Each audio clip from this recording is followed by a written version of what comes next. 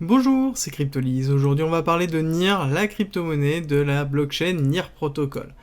Alors, NIR Protocol, c'est un concept qui est très intéressant de blockchain qui a pour volonté globalement d'unir l'ensemble des blockchains. Le principe de NIR Protocol, c'est d'offrir une sous-couche globalement et des outils pour construire des blockchains interconnectés, scalables, très peu chers, avec l'ensemble des derniers SDK, donc des derniers kits de développement pour pouvoir justement utiliser le Web3 à travers les NFT, la DeFi, les DAO. Donc il y a un petit peu tout globalement pour construire dessus, et derrière on a une solution qui est totalement scalable avec justement leur système de scalabilité de sharding mis en place. C'est multi-chain, c'est interconnecté directement avec Ethereum, Polkadot, Cosmos et bien d'autres, et en l'occurrence ça ne s'arrêterait pas, à savoir que en plus NIR Protocol est EVM compatible. Ça veut dire quoi? Ça veut dire qu'il peut supporter les applications Solidity, donc les machines virtuelles Ethereum, à travers notamment Aurora, qui leur permet de faire ça. Aurora, c'est aussi à côté un Ethereum Bridge, donc qui leur permet directement de bridger entre NIR et Ethereum, donc globalement entre toutes les machines virtuelles Ethereum. À côté, nous avons Octopus Network, très important chez eux, qui détermine notamment la notion d'interopérabilité. C'est lui qui s'occupe notamment de gérer tout ça et de déployer des bridges au fur et à mesure sur les différentes blockchains, de créer une intercompatibilité entre NIR Protocol et toutes les blockchains qui peuvent exister, toutes les Layer 1 ou 0. À partir du moment où on construit sur NIR Protocol, on a accès à toutes les fonctionnalités de NIR Protocol, donc avec notamment toutes les fonctionnalités portées par les autres chaînes, comme par exemple Octopus ou Aurora. Donc ce qui en fait justement une blockchain novatrice et qui a pour vocation à justement résoudre une partie des problématiques rencontrées dans les blockchains. Alors à côté nous avons justement Aurora qui est un exemple d'EVM compatible qui permet justement aussi le bridging vers Ethereum. On est sur 1 seconde de block time, on est à 2 secondes de finalité de transaction, donc très rapide en l'occurrence sur une finalité, et on est à 2 centimes de dollars, de penny pour les transaction costs, donc on n'a pas de problème de prix, ni de rapidité, ni de scalabilité, en tout cas sur NIR Protocol, et on n'a pas vu de saturation encore, en tout cas de mon côté, n'hésitez pas si c'est pas le cas à me rectifier en commentaire, mais je pense que de mon côté, je n'ai pas vu vraiment d'informations liées à ça.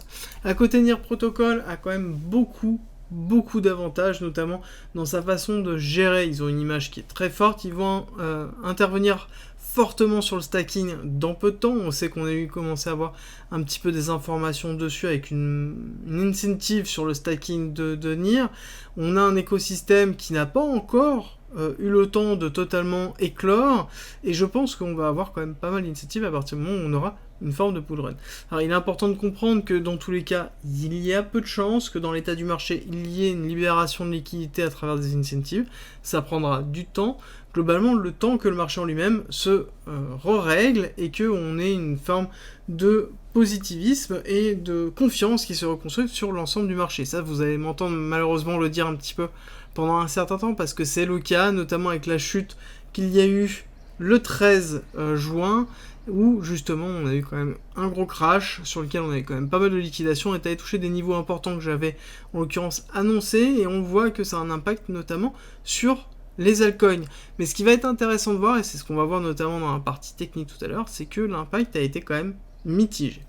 Rejoins le Discord, c'est un lieu unique qui réunit toutes les informations sur l'investissement, le trading, la crypto-monnaie et la blockchain. Tu y trouveras notamment toutes nos annonces, une bibliothèque remplie d'informations mises à disposition gratuitement pour tout comprendre, des salons de discussion pour pouvoir progresser ensemble sur la crypto-monnaie, la blockchain, le minage, la fiscalité, la DeFi bien évidemment, et ensuite l'analyse technique avec la partie débutant, expert, sur les indices, sur même le trading en général. Ensuite tu as la partie communautaire avec nos signaux bien évidemment, et ensuite les services communautaires, donc de la communauté à la communauté, ainsi que les annonces de recrutement et des salons de discussion pour discuter de chacun des coins, de tes coins préférés. Ensuite, en étant membre du Discord, tu as accès à cryptolyse.fr avec plein de guides écrits mis à disposition gratuitement, ainsi qu'un ensemble de vidéos mises à disposition gratuitement, sur lequel tu vas y retrouver plein d'informations pour pouvoir te former notamment sur la psychologie, la DeFi, l'investissement, le trading, l'analyse technique bien évidemment, ainsi que les futurs, la gestion des futurs, construire sa propre stratégie, comprendre la technologie de la blockchain et encore avoir accès aux lives, tout simplement rediffusés, qui sont sur le Discord où on traite justement de sujets d'actualité et on discute ensemble et on va plus loin. D'ailleurs, si tu veux aller plus loin, le Premium est à disposition et n'hésite pas à nous rejoindre sur le Discord et à poser des questions dessus. Tu auras toutes les informations. Et abonne-toi, ça m'aide énormément. Alors, on a terminé la partie fondamentale, on attaque la partie technique. Partie technique où on fait un petit récapitulatif rapidement de ce que nous avons. Nous avons notamment une vague 1, vague 2, vague 3.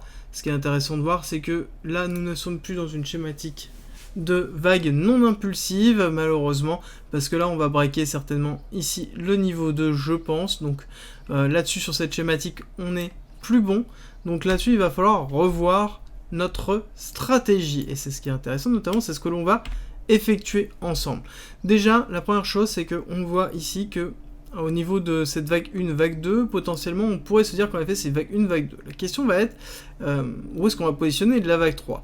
Si on regarde un petit peu, déjà, on sait que ça ne peut pas être une vague 4, parce que ça va break ici ce niveau-là.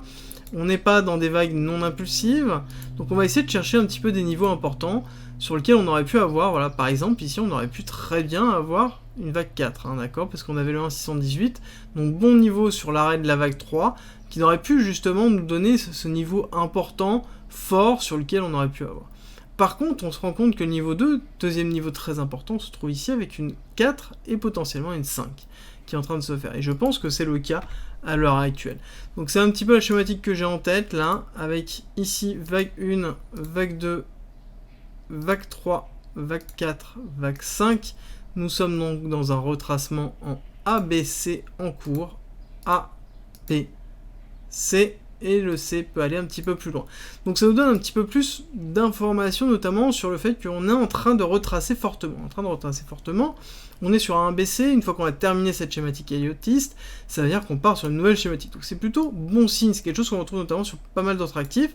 Et ce qui est intéressant de voir, c'est quand on regarde la prolongation de l'A sur le retracement de la B pour nous donner les objectifs de la C, on voit qu'on a atteint le 272 aujourd'hui, d'accord, avec une mèche quasiment au millimètre près. On a atteint un objectif très commun sur ce type de vague, et on voit que même on s'était arrêté sur le 1,1, donc les 10% sur cette vague B.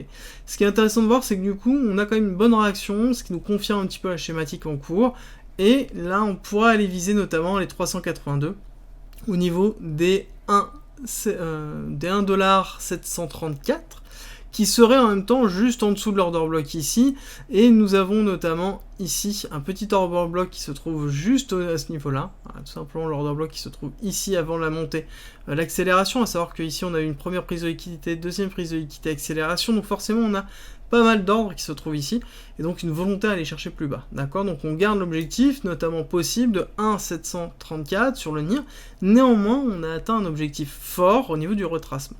Alors, ce qui est intéressant de voir, c'est que si on regarde un petit peu ce qui s'est passé avec le BTC à l'heure actuelle, et qu'on regarde la réaction qu'il y a eu notamment sur les altcoins, et notamment dans notre cas le NIR, ce qui est intéressant de noter, c'est qu'on a une réaction quand même qui est mitigée. D'accord, on n'a pas eu une grosse chute. Pour le rappel, le BTC d'hier a chuté énormément, a chuté très bas, à 23 000.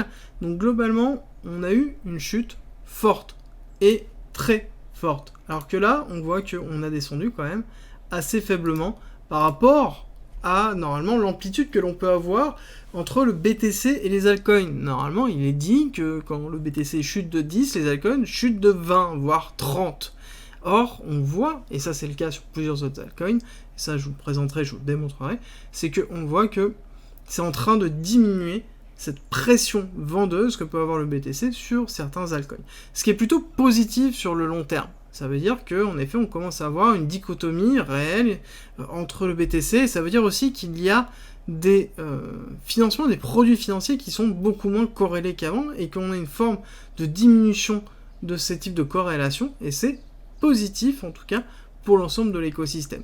Ça veut aussi dire que les personnes qui se trouvent sur des altcoins, forcément, ont beaucoup plus perdu. Quelqu'un qui a acheté ici le NIR, en l'occurrence, se trouve à moins 80%. Je pense qu'il ne va pas vendre. Ceux qui résistent ici à moins 81%, moins 82%, je pense que ce ne sont pas des personnes qui vont vendre, voilà, d'ordre général. Donc on a eu une forme de capitulation, et de toute façon on le voit d'ordre général, quand on voit une diminution de la pression vendeuse malgré l'accentuation des ventes, ça veut dire que globalement les gens qui sont actuellement positionnés n'ont pas forcément volonté à vendre. Et ça c'est plutôt positif du coup sur l'ensemble des altcoins, et notamment le NIR, parce que NIR reste quand même une technologie très forte, très intéressante pour justement l'ensemble de l'écosystème, et une continuité haussière serait justement très importante et très appréciée sur ce type d'actif. Continuité haussière, oui, mais jusqu'où?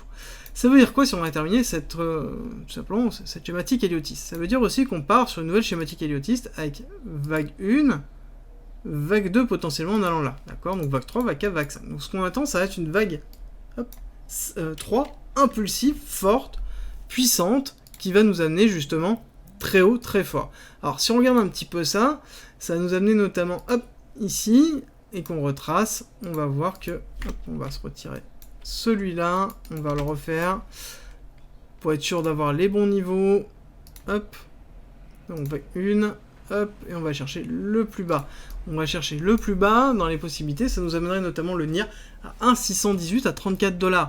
Il ne faut pas oublier que, comme tout actif, la tokenomics peut être amenée à changer, comme on a pu le voir notamment avec des informations qui sont en train de tomber sur d'autres blockchains, où globalement, il est fort probable que dans un prochain bull run qui arrivera, en effet, on retrouvera un NIR qui performera fort à partir du moment où il a un écosystème qui grandit. Il a déjà un écosystème bien développé, malgré le fait qu'il n'a pas forcément déclenché de grosses campagnes d'incentive. Après, à suivre justement ce qui va se passer pour la suite au niveau de NIR Protocol. Merci d'être resté avec moi jusqu'au bout.